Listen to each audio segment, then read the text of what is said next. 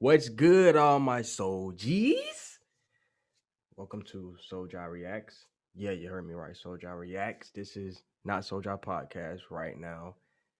Episodes coming very, very soon. Hold on now. Don't be on my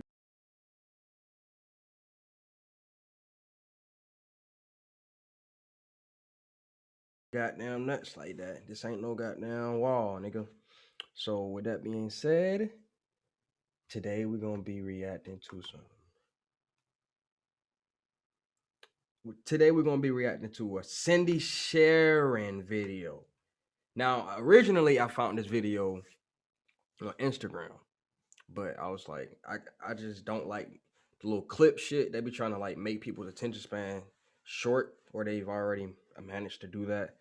And I love long documentaries and shit. And I used to be able to watch them way longer than I do now without being able to fall asleep and shit sometimes. But that's not all the time. That's just sometimes. But with that being said, I'm pretty sure I'm not gonna fall asleep on this shit. We're not gonna watch the whole video now. If you want to watch the video, I'm gonna leave the link below so that you can go back and watch it. And excuse me for the low light in this video. We just got to the new spot trying to get the little office studio together. But I seen these videos and I was like, man, I gotta share this shit, and somebody has to see this shit besides me. I'm not about to be the only person out here seeing this fuck shit. So enjoy these first two reaction videos. I'm gonna try to focus it around certain shit that I do in real life, like businesses that I have, CGT Productions, which is focused around producing natural substances, natural products, 100% natural products coming from the dirt, coming from the earth. You feel me? And that's the goal that we're aiming for. And with that being said, um, outside of that, it's just about my natural life interest. And with that being said, I ain't gonna hold you up no more because yeah, I knew I was gonna dive into this video and like just start talking about myself, but it's actually not about me. Okay, let's get this shit popping.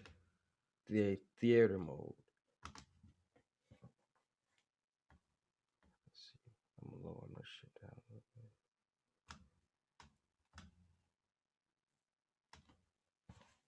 Good evening. I'm Andrew Hobbs with Project Censored. Tonight's event is sponsored by Project Censored. Thank you. Hey, he looked like Daniel Tosh a little bit. Is that fucking Tonight's Daniel event is Tosh? sponsored by Project Censored, Students for Media Democracy, Associated Students Productions, and the Media Freedom Foundation. Daniel, what the Among the fuck? most important Project Censored news events and stories of the past decade, one has to be that of over 1 million dead in Iraq because of United States causes. Very This, true. of course, does not include the number of deaths from the first Gulf War. Oh yeah, I mean you already see from the video title, but this is called Cindy Sheehan lecture, and she did this shit about 12, 11 years ago. Goddamn, so we kind of late, but with that being said, it's still relevant. It's still fucking relevant, and it's not surprising that it's still relevant. So, Nor the ensuing sanctions placed upon the country during the former regime. Excuse me. These deaths were in excess of the normal civilian deaths under the same government. Among U.S. Leaders and policy elites, the issue of counting the dead was dismissed before the invasion ever began. In an interview with reporters in March 2002, U.S. General Tommy hold Franks on, I'm gonna stated, try to get some "We know we don't subtitles do in this body bitch counts." if they got it. Let me see if they got the Fortunately, subtitles. there are many who are concerned about the humanitarian costs of war and empire, and Cindy Sheehan is one of those people. Cindy's world changed forever on April 4th, 2004, when her eldest child, Casey Austin, was killed in the line of duty in Iraq. He was 24 years old. Casey, who is a specialist for the 1st Damn, Cavalry I'm Unit in Sadr 24. That's City, was crazy, awarded a bro. Purple Heart. That's crazy because I'm 24 right now. That's crazy, man. RP. On store posthumously for his valorous combat. In response to this tragedy, Cindy founded the Gold Star Families for Peace in January 2005. This organization, which is comprised of family members who have had relatives die as a result of the war, is dedicated to ending the war and bringing the combat troops back home. In August 2005, Cindy traveled to Crawford, Texas, with the goal of confronting President Bush to demand an end of the occupation of Iraq. Other peace activists joined Cindy's effort, and the demonstrations that came to be known as Camp Casey began.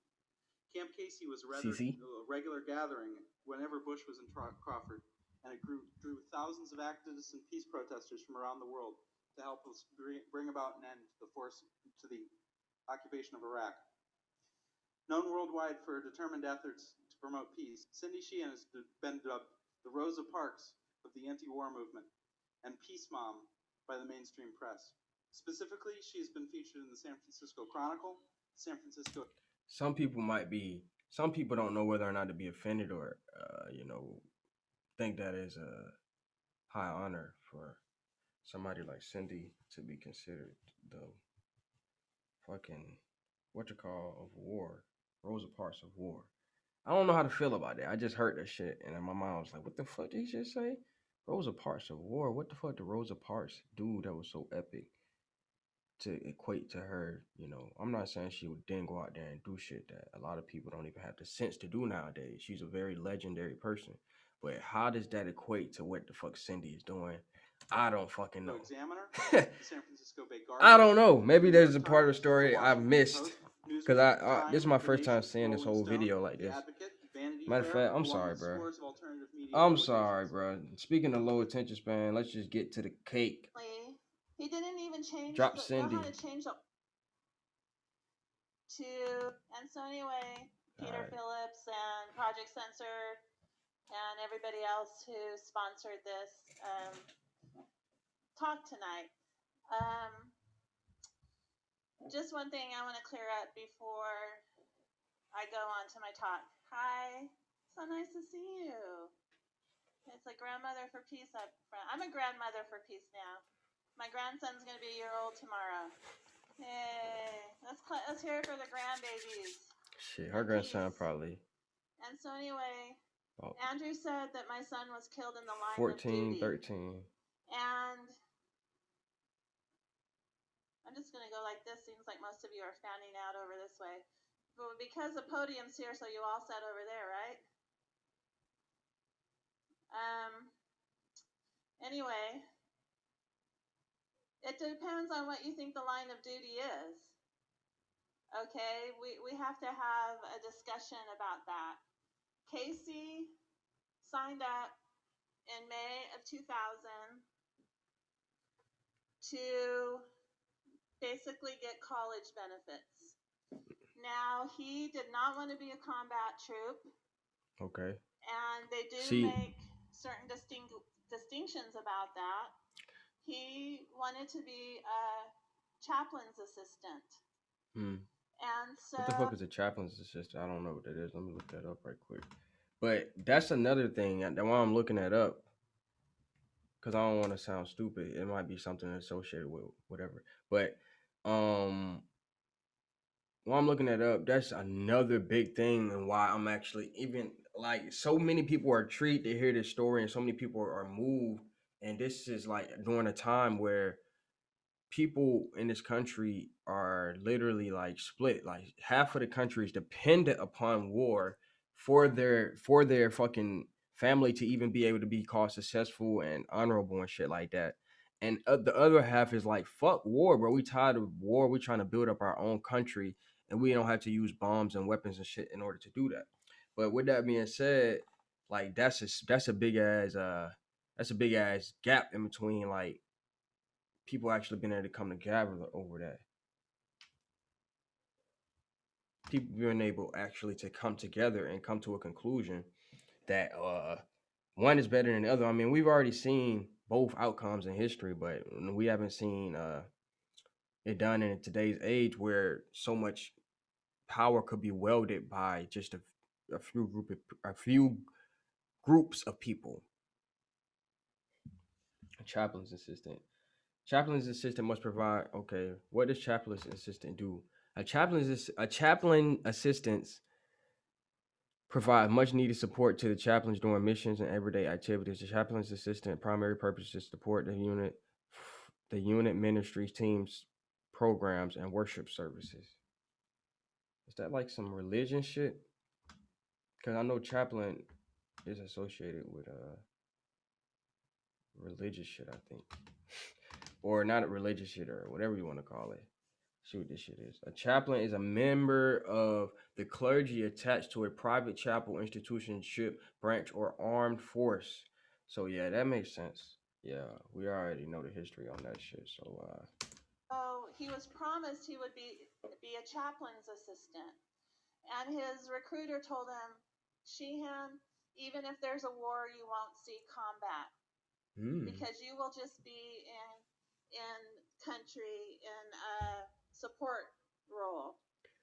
Well, Casey got to boot camp. somebody promised him that? and That's crazy. What they call in the military MOS.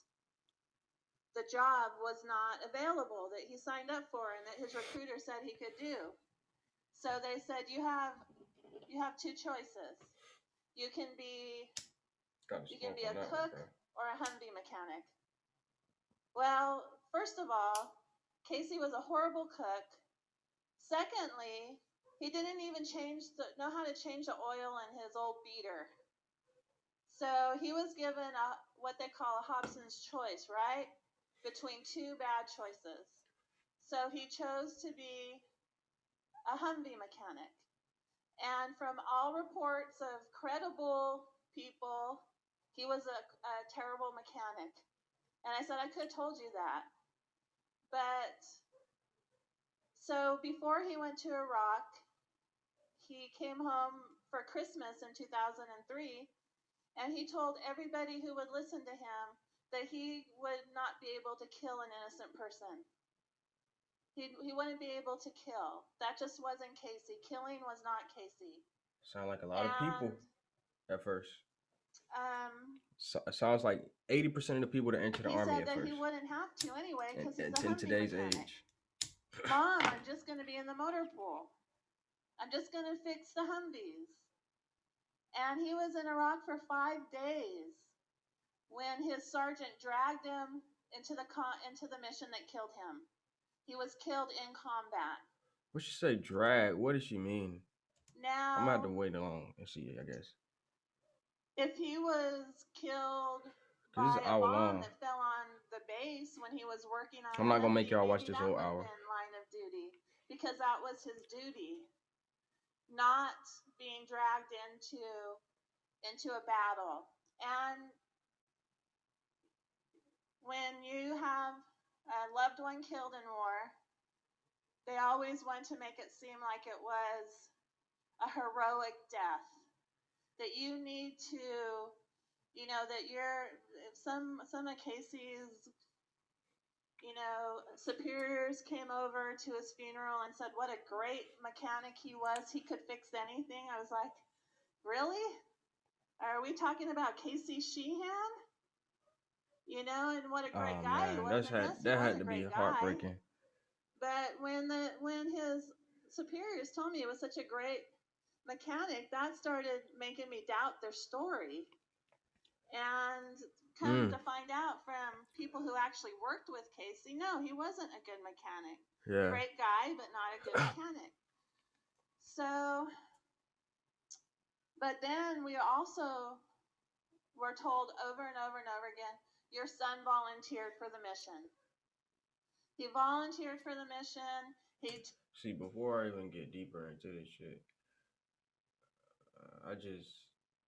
I already got a bad feeling about this shit, bro. It's like a movie or some shit, and it's like they make movies about shit like this just so they can normalize it. Like, that's crazy. Of a private, Casey was a specialist, and he ordered the private out of the truck and jumped in and was killed. But that's not the true story. The true story that makes Casey a hero to me is he was ordered by his sergeant to go on the mission, and Casey said, no, I'm a mechanic.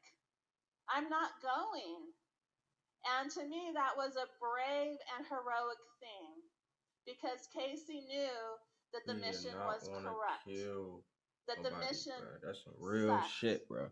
And he didn't want to participate in it. So to me, that's what makes him a That's hero. the type of nigga we need in the army, though. That's crazy, though, because they would try to get rid of a nigga like that, nigga. That's the type of people we need in the army, bro. Dead ass, bro. Not saying niggas who can't do like who can't do mechanic work and shit like that, but we need people in the army. We need people in, you know, I'm pretty sure there's many people in the army who are like that because I know people who are enrolled into the military and they have really good hearts. But the part of this movie, I mean, the part of this documentary slash lecture is over time she's going to explain like how it's perverted. Military Somebody can be perverted. The potential. Not saying that cover up everybody is, or but they snow enforce it. jobs that they tell all of the families. So anyway, I just wanted to talk about that and clear that up. And Andrew, you probably just read what someone wrote for you. And then people always say, you know, Cindy's son, Cindy, you know, her son Casey was lost in Iraq. And that's just another euphemism. Or he's a fallen hero. No, he's not lost. If he was lost, I could find him. And I know exactly where he is. He's in his grave in Vacaville, California. If he was fallen, I could pick him up. So no, he was murdered. He was not murdered by the insurgent that pulled the trigger. He was murdered by the foreign policy of his government. He was murdered by George Bush. George Bush might as well have been over there shooting our soldiers. So I know people think maybe euphemisms will make me feel more comfortable. But there's no way you can gloss over what our country is doing to people. There's no way you can hide. You know, even if those torture photos don't get released. We've seen photos from Abu Ghraib. We've seen photos. We know. You don't even have to tell us because we know. She's talking about WikiLeaks. War produces atrocity. Yeah, and that's just from history so too. We don't have to be told. We don't have to be shown pictures at all to know these things. But you can't gloss over and you can't hide these facts, and you have to talk about them in real language and not in euphemisms. So my talk today was titled, How Can We Help President Obama Get Out of Iraq? And that's something that I've been thinking about. And that's another thing too, bro. Back then, bro, like it's just it's so powerful to be able to look back at shit like this because you get the good and you get to look back and see like mistakes and shit. So, but with that being said, I love this lady. I love her story. I love her passion. But I just got to let me finish. Let her finish. Even before there was a President Obama. So, of course, we tried our hardest to do it when George Bush was president and Dick Cheney and when the Republicans controlled Congress. We tried super hard. On September 23rd, 2005, there was at least 600,000 people marching in Washington, D.C. And to me, that's significant. And we were energized, we were motivated, we got arrested, we walked the halls of Congress, we've done vigils, we've signed petitions, we've done whatever we can to tell our leaders how we feel. I even ran for office myself because people just weren't listening, and they're still not listening. So in 2006, in November 2006, in the midterm elections, Congress changed. The face of Congress changed.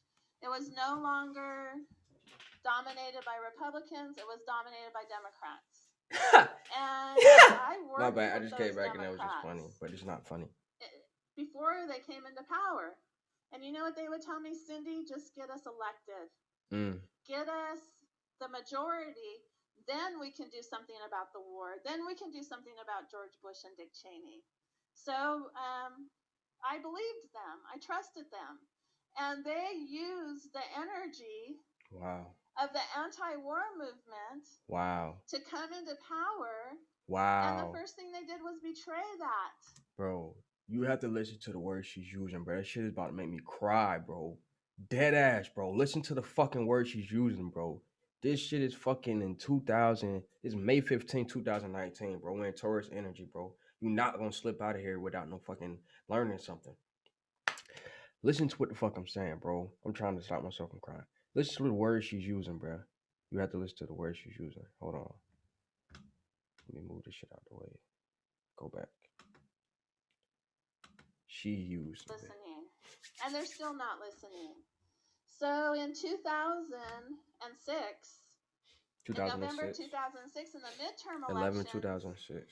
Congress changed. Scorpio season. The face of Congress changed. The opposite It of was Taurus no season. longer dominated by Republicans. It was dominated by Democrats. And I worked with those Democrats. She worked with them. She worked with the Democrats, right? And you know what they would tell me? Before they came into she worked with the Democrats before they came into power. This is how you know somebody is speaking the truth, because they're using, like she said, very direct terms. She's not using no euphemisms and shit like that. Hold on.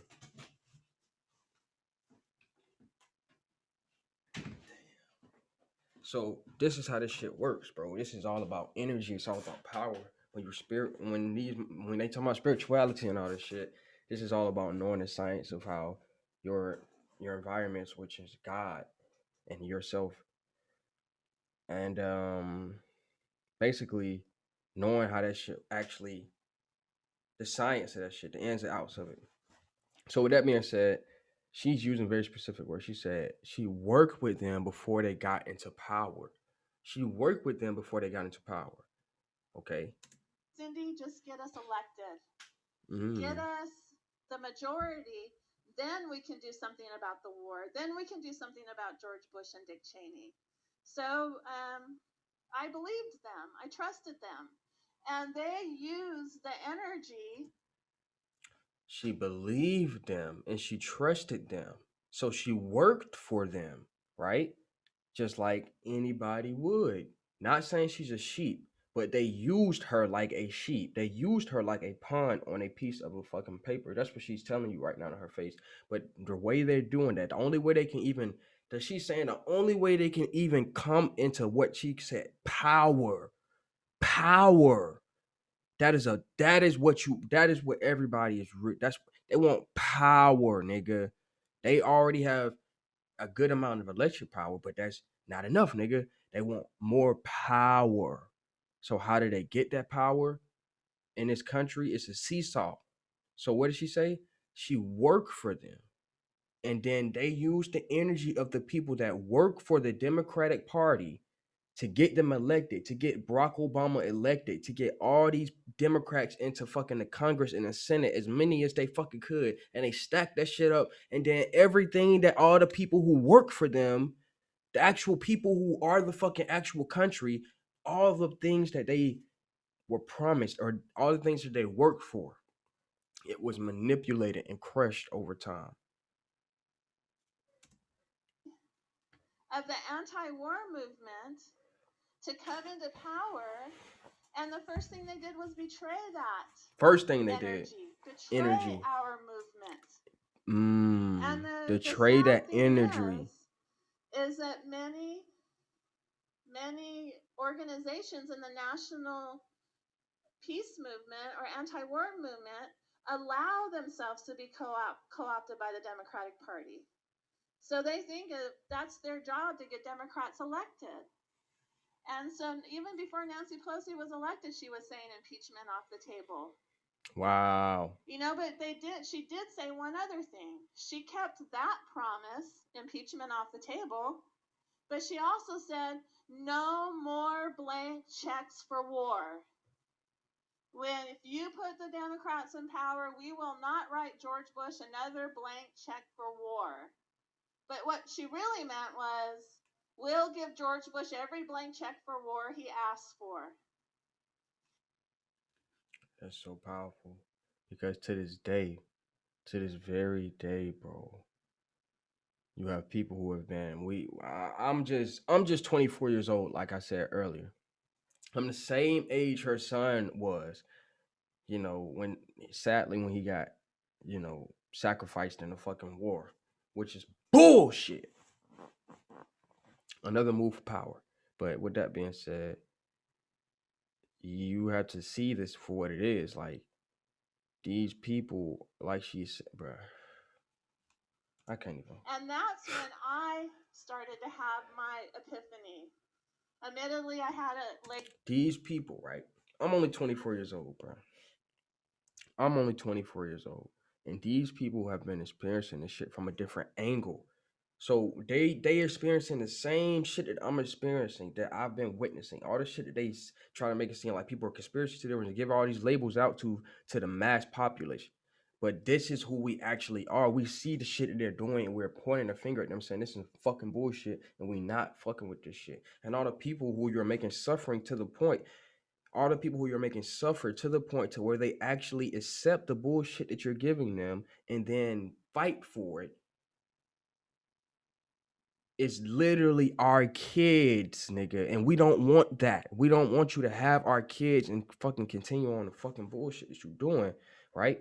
So she is saying a group of people who are probably my age all the way up to my grandma's age, probably my great grandma's age, came together and put all of their trust and belief into people called inside of the Democratic Party, inside of politics, and they were crushed and they were fucking let go of, right? And now, even fucking in 2021, as I am 24 years old, back then, how old was I in 2009? I honestly can't wait. I don't feel like 2009. Okay, I'm 20, about to be 25 this year. So last year I was 24. So take away 10, 14. I was 13 years old and fucking I was 13 years old in 2020 in 2009. So with that being said, I was still experiencing this shit. I'm like, why the fuck are we in these wars? Why the fuck is all this shit so fucking weird now? All this shit in the world is so fucking weird. You're telling me Barack Obama is in office and we elected all these fucking people, and I'm learning about all this school. I'm learning in school how all this shit is supposedly working, and it's not working nothing like they teaching me in school. And the shit that they teaching me in school, for some reason, seems better than the shit that they're fucking doing in real life. But that's just fucking, even the shit that they had in the school is bullshit. But with that being said, that's just fucking crazy, bro. That this lady in 2009 is fucking talking about Nancy fucking Pelosi. And you can go back to my podcast videos and you can see, you know, fucking people even last year to stop the force the vote movement. That shit was all to get Nancy Pelosi lying, thieving, stupid ass out of fucking office. And that shit, which somehow she's still there. Somehow she's still riding off of the energy that was given to her at that point in time.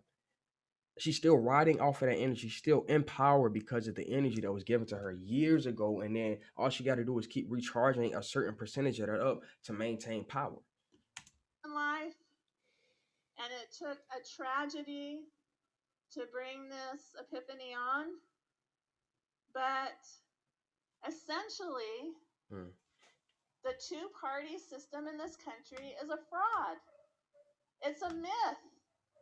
It's a myth to think that in the higher elevations of government that there's a difference between Democrat and Republican, that we the people actually have influence on them.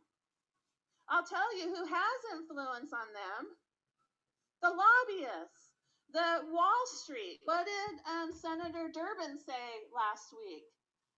The bankers own us. And when he said us, he meant Congress. Those are the people that have the influence on our elected officials. So what can we do as grassroots movements to change that? Fire them? Did I hear that? I tried to do that. They own the elections. They own the 2009. system. that puts them and keeps them in power. You know what would 2009. be awesome? It'd be awesome if we had ranked voting.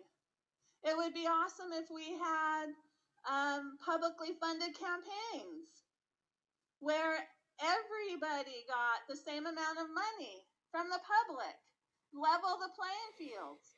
It would be awesome if we had some kind of fairness doctrine.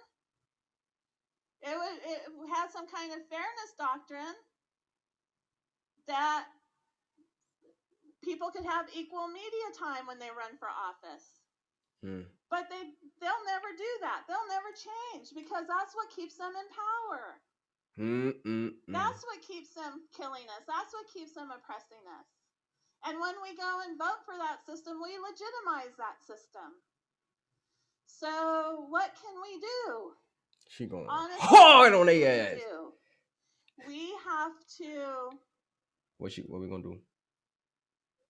Work. Instead of working separately, we have to work together. Instead of having several different candidates with pro-peace platforms running, we need one.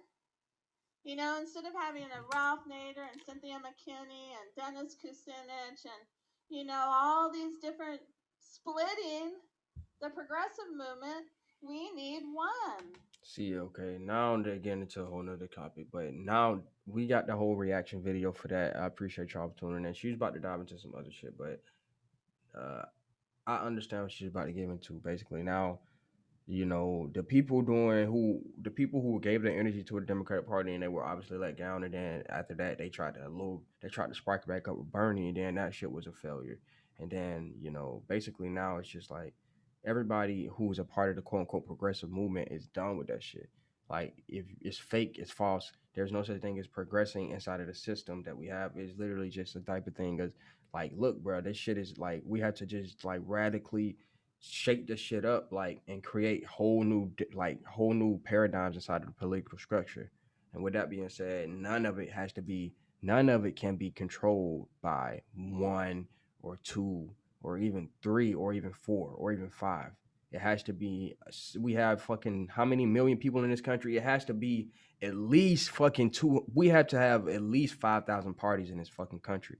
So you're telling me the same two get elected over and over? No, that shit, bruh. After literally for the amount of time that the Democrats and Republicans and the fucking Whigs and all that shit, whatever they want to call themselves, over and over and then over again, for the amount of time they've been fucking elected, bro, we need a fucking amount of time where that same amount of time where they can never be, they're banned from being elected ever, and then we just let the other parties actually get fucking elected, and that's easy. That's easy. But hey, Xolji, CGT, Xolji Reaxx. Thank you very much in this crack. But the main thing that we need to do is wake up to the myth and the fraud of the two-party system.